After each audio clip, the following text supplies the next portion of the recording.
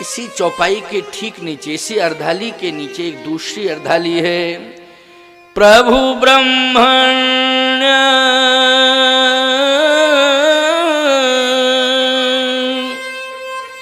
देव में जाना, मोहित पिता तजे भगवान, मोहित पिता तजे भगवान। आंखों में आंसू आ गए कि मेरे कारण, पिता की भूमिका में महाराज दशरथ हैं, लेकिन मेरे कारण परमात्मा ने पिता का त्याग किया। देखो कितनी महत्वपूर्ण बात है, मेरे कारण। इसलिए वो ब्रह्म हैं। उपासना की आंख वो ब्रह्म है। क्या है? ब्रह्म है। आज परिचय मिल गया कि मुझे ब्रह्म मिल गया, क्योंकि संसारी कोई मानव होता तो माता पिता का त्याग नहीं करता। क्यों? साधुओं के चक्कर में कौन पड़ता?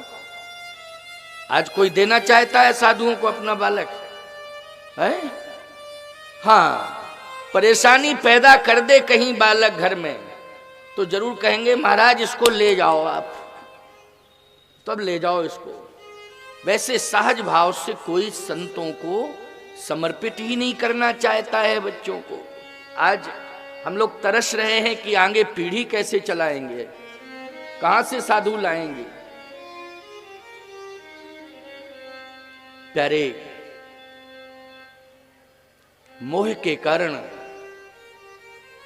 कोई संतों को संतान नहीं देना चाहता है।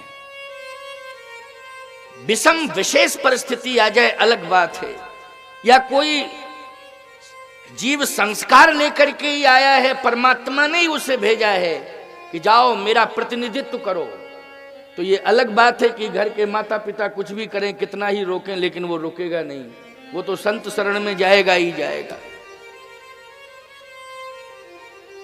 लेकिन सहज भाव नहीं है। विश्वामित्र जी महाराज कहते हैं कि ब्रह्म मिल गया मुझे। प्रमाण क्या है? कि मेरे कारण पिता का त्याग किया है,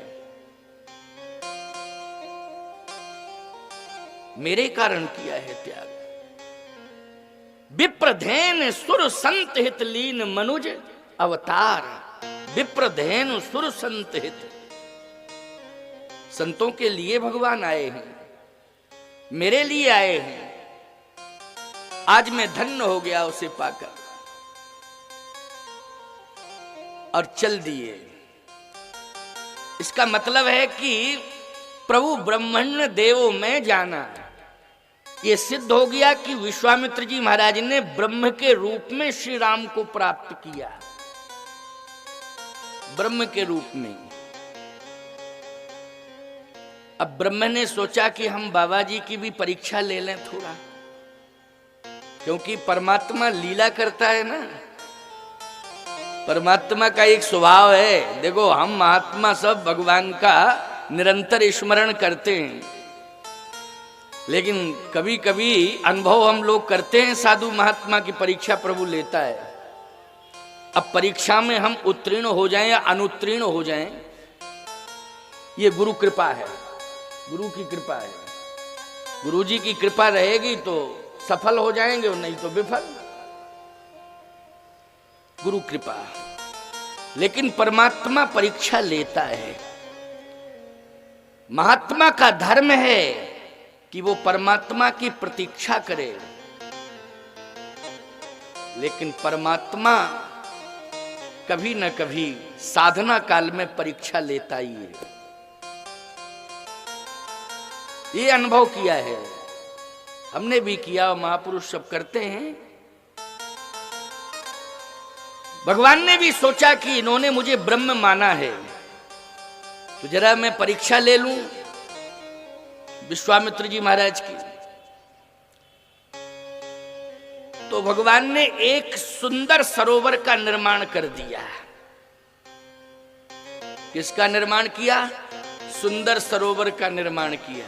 क्योंकि महाराज श्री दशरथ ने जब श्री राम जी को श्री लक्ष्मण जी को दिया श्री विश्वामित्र जी महाराज के हाथ में, तो उस समय इस बात का स्पष्टीकरण हुआ कि मोरे प्राणनाथ सुत दोऊ तुम मुनि पिता आन नहीं को। अभी तक मैं समझता था कि मैं पिता हूं, लेकिन आज मैं इस बात का स्पष्टीकरण कर रहा हूं कि तुम मुनि पिता, आप ही पिता हैं, आन नहीं को, कोई दूसरा है ही नहीं, आप ही पिता हैं। तो ये तो दशरथ जी महाराज का विचार है, लेकिन श्री विश्वामित्र जी महाराज का विचार यह है कि प्रभु ब्रह्मण्य देव में जाना, ये ब्रह्म है। और इसका प्रमाण मिल गया कि अगर ब्रह्म नहीं होते तो पिता का त्याग नहीं करते हो। पिता का त्याग संतों के लिए किया है तो निश्चित रूप से वो परम ब्रह्म परमात्मा ही है जो मुझे प्राप्त हो गए। ये कृपा हुई है मेरे ऊपर, परम कृपा हुई है। लेकिन भगवान ने सोचा परीक्षा ले लूं,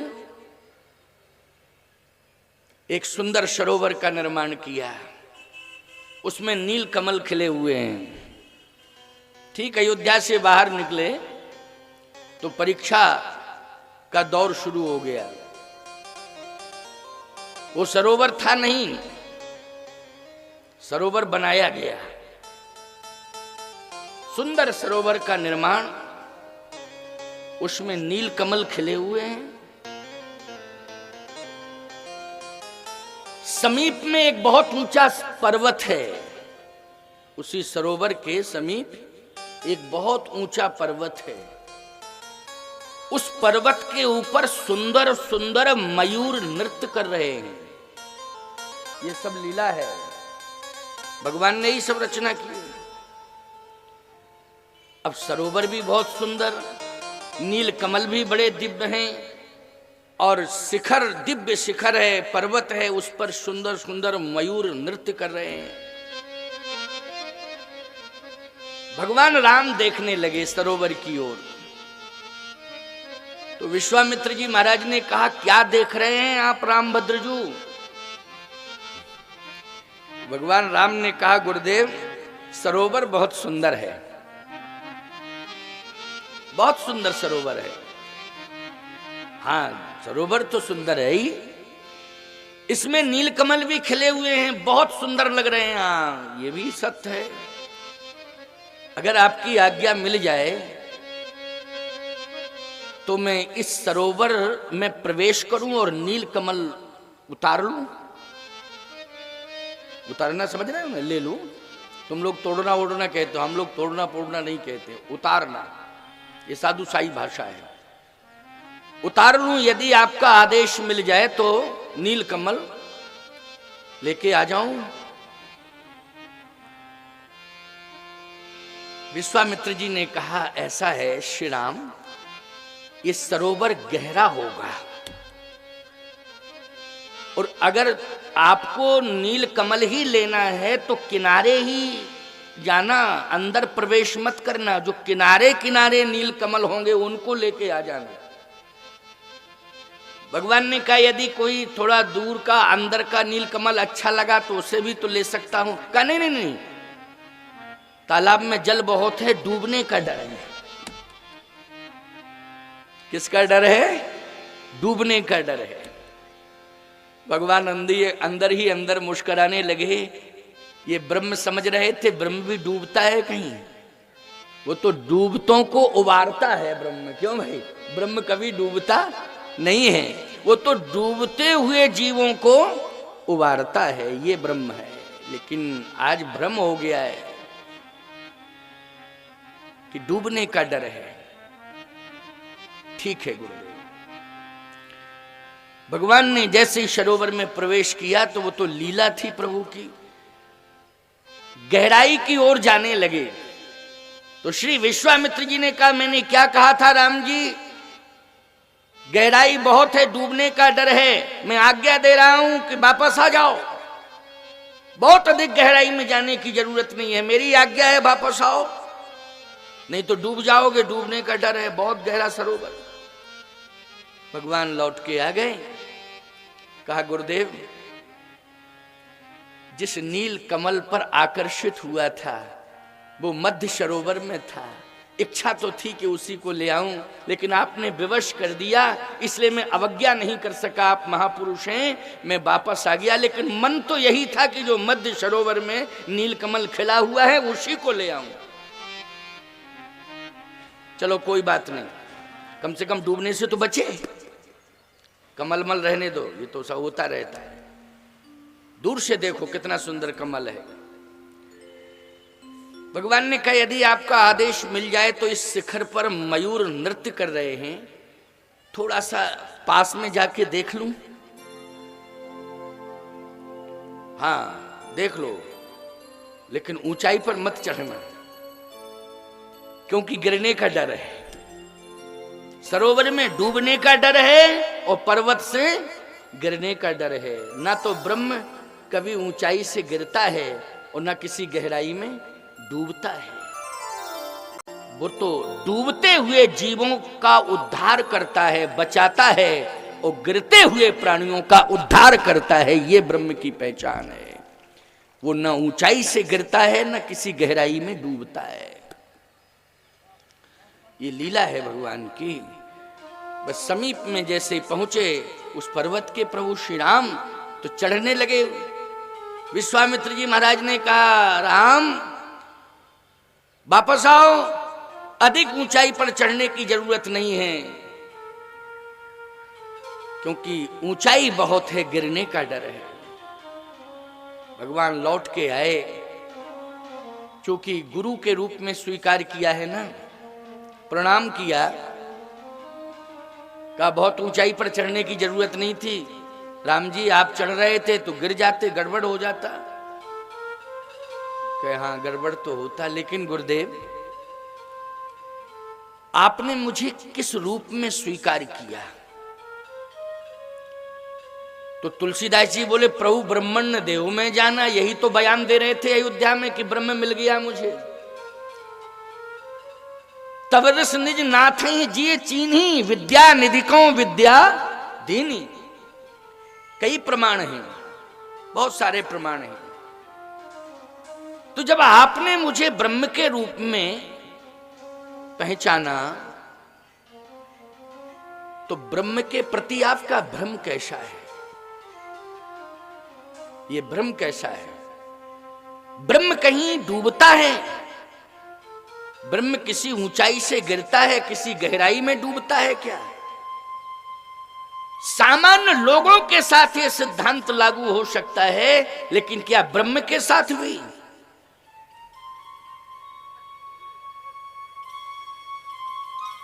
आंखों में आंसू आ गए श्री विश्वामित्र जी महाराज के। कहा राम जी अन्यथा मत लेना, मैं ये जानता हूं कि ब्रह्म तो डूबतों को बचाता है, गिरते हुए जीवों को उठाता है, डूबते हुए जीव को बचाता है। तो फिर आपने ये व्यवहार मेरे साथ क्यों किया? इसलिए कि तुम्हारे पिता ने जब मेरे हाथ में सौंपा तो यही कहा, तुम मुनि पिता आन नहीं को, आज से आप इनके पिता हैं। तो लौकिक दृष्टि से मैं आपका पिता हूं, और अलौकिक और पारलौकिक दृष्टि से मैं एक संत हूं। आप ब्रह्म हैं, लेकिन लौकिक दृष्टि से अगर देखा जाए तो मैं पिता की भूमिका में हूं। गुरु भी पिता की ही भूमिका में होता है। बोलो होता है कि नहीं? गुरु किसकी भूमिका में होता है? पिता की भूमिका में होता है। इसलिए राम जी बुरा मानने की जरूरत नहीं है, मैंने आपको पहचान लिया है, और इसके कई प्रमाण हैं, और आगे भी इसके बहुत सारे प्रमाण मिलेंगे। लेकिन इस लोक लीला में, इस नर लीला में आज मैं पिता की भूमिका में हूं। इसलिए पिता जब देखता है पुत्र को तो उसके जीवन में मोह आ जाता है, और जब मोह आ जाता है तो यही लगता है कि कहीं मेरा बेटा डूब ना जाए, मेरा बेटा गिर ना जाए। क्यों भाई, यही होता है कि नहीं होता है? इसलिए आप क्षमा करें, अन्यथा न लें। कभी कभी मैं भ्रमित हो जाता हूं तो ये जगत की लीला है और वो लीला आप ही पूर्ण कर रहे हैं, आप ही कर रहे हैं, आपके द्वारा ही वो लीला पूर्ण होगी। लेकिन उसमें एक विशेष पात्र की भूमिका में मैं हूं, लीला का विशेष पात्र हूं। तो इस समय मैं पिता की भूमिका में हूं, अर्थात गुरु की भूमिका में हूं। किसकी भूमिका में? गुरु की भूमिका में, पिता की भूमिका में।